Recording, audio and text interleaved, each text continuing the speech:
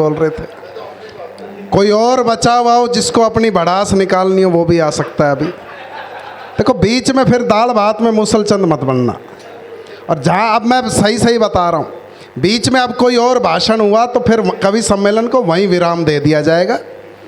क्योंकि देखो जो चीज़ वो भैंस भेड़ सस्ती हो जाती है ना, लोग पूंछ उठा उठा करके देखने लग जाते हैं। इनको पता है फ्री में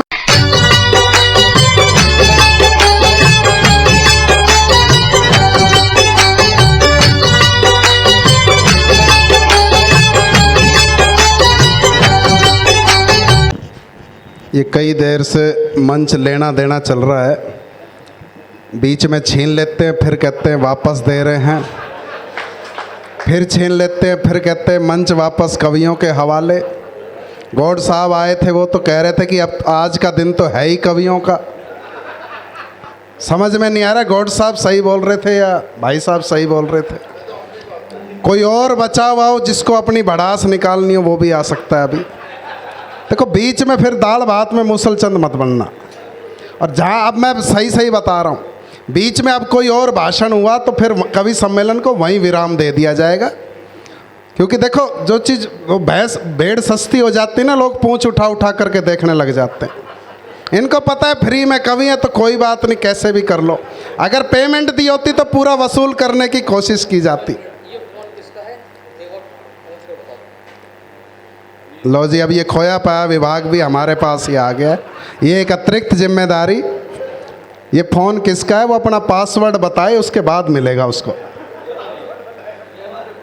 हाँ देखो, एक कवि सम्मेलन का एक माहौल बनाने में थोड़ा सा समय लगता है।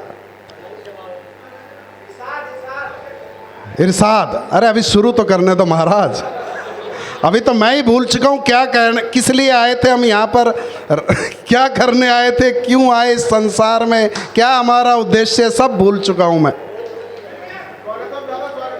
हाँ, कि देख पराई नार नजर का चंचल होना ठीक नहीं। अब थोड़ा सा जुड़ जाइएगा, ये पीछे जो चहल पहल है आपस में बातचीत शिखर वार्ता चल रही है, अब थोड़ा सा इधर देख लीजिए, आपकी बहुत मेहरबानी होगी। कि देख पराई नार नजर का चंचल होना ठीक नहीं, रोज रोज ही घरवाली से दंगल होना ठीक नहीं।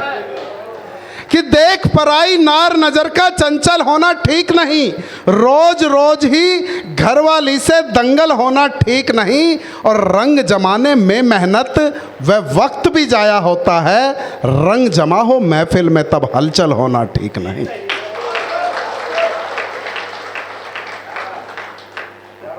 क्योंकि इस तरह के जो व्यवधान होते हैं ना, तो वो कहीं ना कहीं कवियों की मानसिकता, जो उनकी एकाग्रता है, उसको भंग कर देते हैं। फिर वो अपने मन से आप लोगों तक नहीं पहुंच सकते।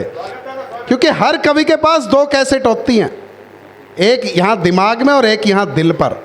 ये आप लोगों पर निर्भर है कि आप दिमाग वाली कैसेट सुनना चाहते हैं या दिल वाली कैसेट सुनना चाहते हैं। और कहा तो यह भी था कि काट कर गैरों की टांगे खुद लगा लेते हैं लोग। इस शहर में इस तरह भी कद बढ़ा लेते हैं लोग।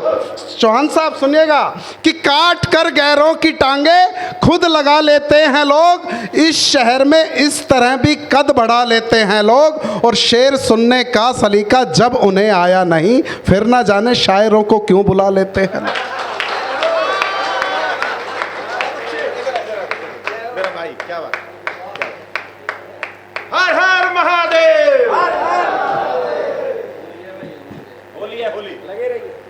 हाँ, ये होली मस्ती का त्यौहार है, इसको मस्ती के साथ मनाएंगे।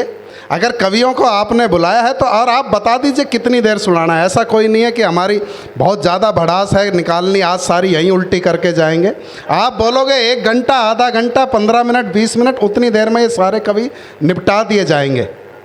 परंतु जिस ढंग से आप निपटाने की कोशिश कर रहे हो, उससे ये बिल्कुल ही निपट जाएंगे। हाँ, ऐसा नहीं करना। भाई साहब अब फ़ोन पर व्यस्त हो गए हैं, इस समय शाम के 7:30 बज रहे हैं। या तो जुगाड़ वालों का फ़ोन आता है या उधार वालों का। और भाई साहब को देखकर मुझे बिल्कुल नहीं लग रहा है कि उधार वालों का होगा। हाँ, ये भाई कई देर से लगा हुआ है बीच में। पत्रकार हो क्या भैया? हैं? अच्छा, पत्रकार हैं। देखो, पत्रकारों का विशेष सम्मान करता हूँ मैं। डिजिटल युग आ चुका है। नहीं तो भाई साहब पहले ये अब मोबाइल से सारी चीज़ें, अभी कार्यक्रम हो रहा है, हाथ के हाथ लाइव प्रसारण हो रहा है इसका। नहीं भाई साहब, पुराने ज़माने के यहाँ लोग बड़े बुजुर्ग बैठे हुए हैं, पहले 2 दिन बाद खबर आती थी अखबार में, और आजकल तो यहाँ घटना घटी खबर छपी, और कई बार तो खबर पहले छप जाती है, घटना बाद में घटती है, ऐसा भी हो जाता है।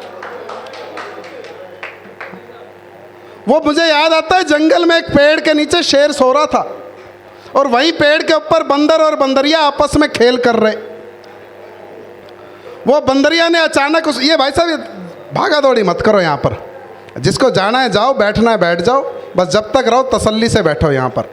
वो नीचे शेर सो रहा पेड़ के नीचे, ऊपर बंदर बंदरिया खेल कर रहे। अचानक बंदरिया के दिमाग में पता नहीं क्या आई, उसने बंदर को कहा कि शेर की पूंछ मरोड़ दे। बंदर बोला यार मरवाने वाले काम कर रही है तू। बोले नहीं, मरोड़ के दिखा, नहीं तो मैं तेरे को मानूंगी नहीं। अब बंदर भी आ गया ताव में, बंदर ने जाकर के शेर की पूंछ मरोड़ दी, और शेर एकदम से दौड़ा और बंदर की हालत खराब, और आगे आगे भाग लिया। बंदर आगे आगे, शेर पीछे पीछे। बंदर भागते भागते पहुंच गया शहर में, शेर भी उसके पीछे पीछे शहर में। शहर में मच गई भगदड़, पूरे बाजार में भगदड़ मच गई, ग्राहक दुकानदार सब गायब, पूरे बाजार में सन्नाटा। बंदर सोच रहा यार आज तो गलत पंगा ले लिया बंदरिया के कहने में आकर के, और ये शेर तो पीछा ही नहीं छोड़ रहा। उसने देखा सामने एक दुकान का शटर खुला हुआ है, काउंटर खाली। बंदर जाकर के फट लाला जी की गद्दी पर बैठ गया और आगे कर लिया अखबार। अब शेर देख रहा है यार बंदर अभी तो यहीं था, चला कहाँ गया, यहाँ पर नजर नहीं आ रहा बिल्कुल भी। इधर उधर देखा, उसने कहा कोई नजर भी नहीं आ रहा। देखा एक लाला जी बैठे हुए अखबार पढ़ रहे हैं, इन्हीं से पूछता हूँ। बोले लाला जी, बंदर देखा? वहीं पीछे से बंदर बोला जिसने शेर की पूंछ मरोड़ दी। शेर बोला ओ तरह की, इसको कैसे पता चला? फिर देखा रे तो अखबार पढ़ रहा, लगता अखबार में खबर भी छप गई है। बोला यहाँ तो इज्जत का फलूदा हो लिया, वापस जंगल जाने में ही भलाई है।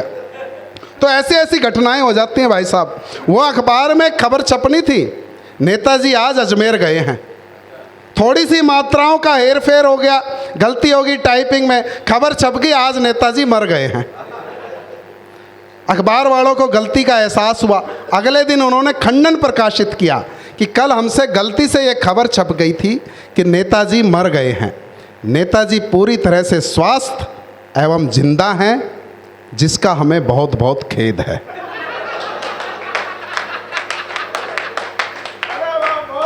अब नेताजी को समझ में नहीं आया कि ये बेइज्जती हुई या इज्जत बड़ी समझ में। तो इस तरह की घटनाएं चलती रहती हैं। डॉक्टर अर्जुन सिंह चांद एक बहुत बड़े पत्रकार हैं और देश के एक वरिष्ठ कवि है। उन्होंने कहीं लिखा था कि लश्कर भी तुम्हारा है, सरदार तुम्हारा है, कि लश्कर भी तुम्हारा है, सरदार तुम्हारा है, तुम झूठ को सच लिख दो, अखबार तुम्हारा है। तो लोकतंत्र का चौथा स्तंभ है, अगर निष्पक्षता से कार्य करें तो बहुत अच्छा है। आप लोगों की, हम लोगों की आवाज़ जो सरकार तक पहुंचाने का कार्य करे, क्योंकि इस समय जो माहौल है कि ये मंजर सियासी खतरनाक है, कि ये मंजर सियासी खतरनाक है। अगले कवि की फिर से भूमिका बना रहा हूँ, फिर से आप लोगों को इस कवि सम्मेलन के रंग में ढालने की कोशिश कर रहा हूँ, इस अपेक्षा के साथ कि फिर से इस तरह का रंग में भंग नहीं होगा कि ये मंजर सियासी खतरनाक है कि सारी फिजा ही खतरनाक है। पवन दीक्षित धनकौरी जी ने कहीं लिखा था ये कि ये मंजर सियासी खतरनाक है कि सारी फिजा ही खतरनाक है, और मेरे ऐब को भी बताए हुनर, मेरे यार तू भी खतरनाक है।